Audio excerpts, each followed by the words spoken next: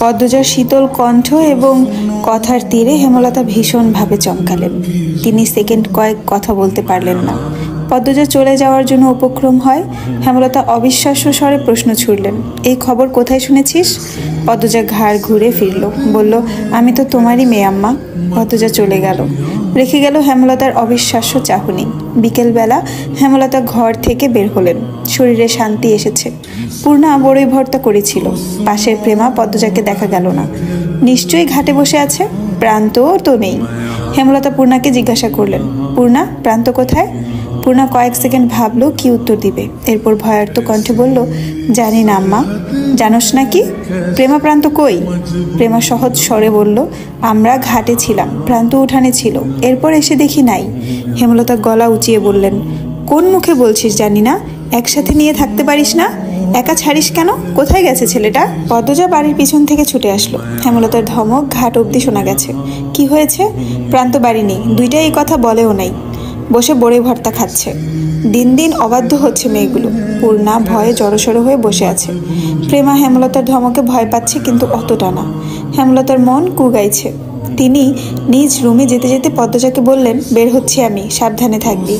দুজন লোক প্রান্তকে নিয়ে বাড়িতে ঢুকলো। প্রান্তর কপাল বেয়ে রক্ত ঝরছে। পদ্মজা হেমলতাকে ডাকলো, আম্মা। এরপর দৌড়ে এলো উঠানে। প্রান্ত কাঁদছে। হেমলতা ব্যস্ত পায়ে বেরিয়ে আসেন। প্রান্তকে আহত অবস্থায় দেখে ভরকে যান। বুকটা হাহাকার করে ওঠে। তিনি ছুটে আসেন। প্রান্তকে দু হাতে জড়িয়ে ধরে লোক দুটিকে উদ্বিগ্ন হয়ে জিজ্ঞাসা করলেন, কি হয়েছে? একজন লোক বলল, পলাশ মিয়ার স্যারার লগে মাইর লাগছিল। এই স্যারায় পাথর দিয়া ইডা মারছে, আর ফাইটে গেছে। মোর্শেদ লাহারি ঘরের সামনে গাছ কাটছিল। চেঁচামেচি শুনে এগিয়ে আসেন। প্রান্তকে এমত অবস্থায় দেখে লোক দুটিকে তেজ নিয়ে বললেন, কোন কুত্তার বাচ্চা আমার স্যারাডারে মারছে? কোন বান্দির স্যারায় এত বড় সাহস? মোর্শেদ উত্তরের অপেক্ষা করলেন না। প্রান্তকে নিয়ে ছুটে যান বাজারে। হেমলতা রয়ে গেলেন বাড়িতে। বাজারে আজ হাট বসেছে। মোর্শেদ হেমলতাকে নিষেধ করে গেছেন সাথে যেতে। বাড়িতে থেকে হেমলতা হাঁসফাঁস করতে থাকেন। প্রান্ত একা বড় হয়েছে। কতবার কত রকম আঘাত পেয়েছে, দেখার কেউ ছিল না, তাই মিনমিনিয়ে কেঁদেছে। এমন বাচ্চা ছেলেদের এত বড় আঘাত পেয়ে চেঁচিয়ে কাঁদার কথা। কষ্ট তো আর কম পায়নি।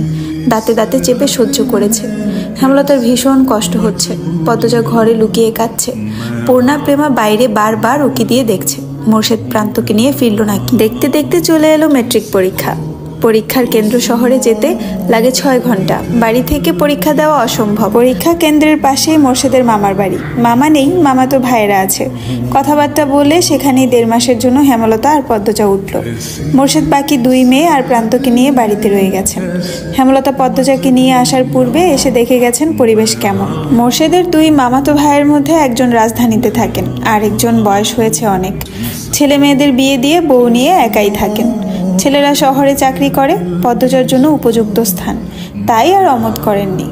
মোর্শেদের যে ভাইটি বাড়িতে আছেন তার নাম আকবর হোসেন। 60 বয়সের একজন মানুষ। তবে আকবর হোসেনের স্ত্রী জয়নবের বয়স খুব কম, হেমলতার বয়সী। হেমলতা আকবর হোসেনকে ভাইজান বলে সম্বোধন করেন। দালান বাড়ি, বেশিরভাগ সময় বিদ্যুৎ থাকে, ফলে পদ্মজা মন দিয়ে পড়তে পারছে। পরীক্ষাও ভালো করে দিচ্ছে। হেমলতা আকবর হোসেনের দৃষ্টি অনুসরণ করছেন। শীতল প্রকৃতির লোক। তিনি নিশ্চিন্তে বিশ্বাসী লোক। রাতে খাবার আকবর হোসেনের সাথেই খেতে হয়।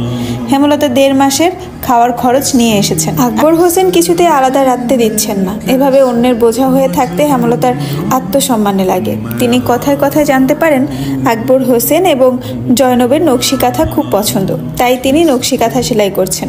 যতক্ষণ পদ্মজা পরীক্ষা দেয় ততক্ষণ হেমলতা কেন্দ্রের বাইরে বসে কোথাও না কোথাও দাঁড়িয়ে অপেক্ষা করেন। অনেক রাত অবধি পদ্মজা পড়ে। আজ অনেকক্ষণ ধরে সে কি যেন ভাবছে। হেমলতা ব্যাপারটা খেয়াল করেন। পদ্মজার পাশে বসে জিজ্ঞাসা করেন, পদ্ম, কি ভাবছিস? পদ্মজা এক নজর হেমলতাকে দেখে চোখ ফিরিয়ে নিল।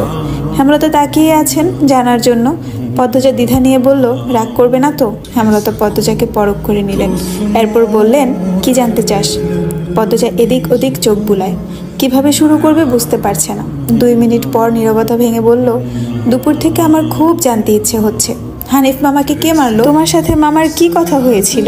হানিফ মামাকে মানে তুমি তো অন্য কারণে গিয়েছিলে, কিন্তু ফিরে এলে খুনও হলো। আমি সবসময় এটা ভাবি, কখনো উত্তর পাই না। মনে মনে অনেক যুক্তি সাজাই, কিন্তু যুক্তিগুলো মিলে না, খাপছাড়া এলোমেলো। কাল পরীক্ষা আর আজ এসব ভেবে সময় নষ্ট করছিস? হেমলতার কণ্ঠ স্বাভাবিক, তবুও পদ্মজা ভয় পেয়ে গেল, তবে কিঞ্চিত আশা মনে উকি দিচ্ছে। চারদিক একেবারে নিস্তব্ধ। দূর থেকে একটা আওয়াজ ভেসে এলো, সঙ্গে হুইসেলের শব্দ। গভীর রাতে ট্রেন ছুটে চলেছে গন্তব্যের দিকে। আর একটা আওয়াজও আসছে, কাছে কোথাও নেড়ি কুকুরের দল ঘেউ ঘেউ করছে। পদ্মজা ইংরেজি বইয়ের দিকে চোখ রেখে মিনমিনে সরে বলল, পরীক্ষা তো কাল দিন পর। হেমলতা খোলা চুল মুঠোয় নিয়ে হাত খোপা করেন, এরপর বললেন, কাল আর কাল দিন পর একই হলো। পদ্মজা চুপ হয়ে গেল। এমন ভান ধরলো যেন সে খুব মনোযোগ দিয়ে পড়ছে। হেমলতা চোখ ছোট করে পদ্মজাকে দেখছেন। মেয়েটা পড়ায় মনোযোগ দেওয়ার আপ্রাণ চেষ্টা করছে, কিন্তু সফল হতে পারছে না। বারবার নিজের ঠোঁট দাঁত দিয়ে টিপছে। পদ্ম, ছাদে যাবি? হেমলতার এহেন প্রস্তাবে পদ্মজা একটু অবাক হলো। নাকের পাটা হয়ে গেল লাল। এতে নাক লাল হওয়ার কি আছে? জানা নেই। পদ্মজা কিঞ্চিত হা হয়ে তাকিয়ে রইল। হেমলতা আবার বললেন, যাবি? পদ্মজা টেবিল থেকে প্রফুল্লি চিত্তে ছুটে এলো, বলল, যাব। আকবর হোসেনের বাড়িটির নাম সিংহাসন কুঞ্জ। বাড়ির নাম এমন হওয়ার কারণ ছাদে না গেলে জানা সম্ভব নয়। মা মেয়ে সিঁড়ি বেয়ে ছাদের দিকে উঠেছে। তাদের পায়ের শব্দ মোহময়, ছন্দ তুলে হারিয়ে যাচ্ছে অন্ধকারে, অথবা মিলে যাচ্ছে চাঁদের আলোর সাথে একাকার হয়ে। ছাদের ঠিক মধ্যখানে দাঁড়িয়ে আছে বিশাল সিংহাসন। তা দেখে পদ্মজার চক্ষু চড়ক গাছ। বিস্ময় নিয়ে প্রশ্ন করলো, আম্মা, এত বড় সিংহাসন কার? হেমলতা পদ্মজার মুখের ভাব দেখে বেশ আনন্দ পাচ্ছেন। তিনি 2 দিন আগেই এই সিংহাসন আবিষ্কার করেছেন। আকবর হোসেনের কাছে প্রশ্ন করেছেন, ঠিক পদ্মজার মতো করেই। আকবর হোসেনের উত্তর হেমলতা পুনরাবৃত্তি করলেন। তোর আকবর কাকার আব্বু বিশ্ববিদ্যালয়ে অধ্যাপক ছিলেন, বাংলা সাহিত্যের। ওনার ইচ্ছে ছিল নিজের বাড়ির ছাদে একটা সিংহাসন করার। শেষ বয়সে এসে ইচ্ছা পূরণ করেন। দিনরাত নাকি রাজকীয় ভঙ্গিতে সিংহাসনে বসে থাকতেন। মৃত্যুও হয় সিংহাসনে ঘুমানো অবস্থায়। পদ্মজা হা অবস্থায় স্থির হয়ে রইল। সে সিংহাসন খুঁটিয়ে খুঁটিয়ে দেখছে। ময়ূর সিংহাসন। সিংহাসন যেন পেখম মেলে দাঁড়িয়ে আছে। ইট সিমেন্টের তৈরি সিংহাসন, অনেক বড় দেখতে, 5 ফুট দৈর্ঘ্যের বা আরও বেশি হবে। হেমলতা বললেন, মোগল সম্রাট শাহজাহানের সিংহাসনের মতো। সিংহাসনের স্বপ্ন বোধহয় তিনি দেখতেন, অর্থের জন্য পারেননি। হেমলতার কথা পদ্মজা শুনল নাকি বোঝা গেল না। পদ্মজা অনুরোধ করে অন্য কথা বলল, আম্মা, সিংহাসনে বসো তুমি। এ কথায় হেমলতা সিংহাসনে বসেন।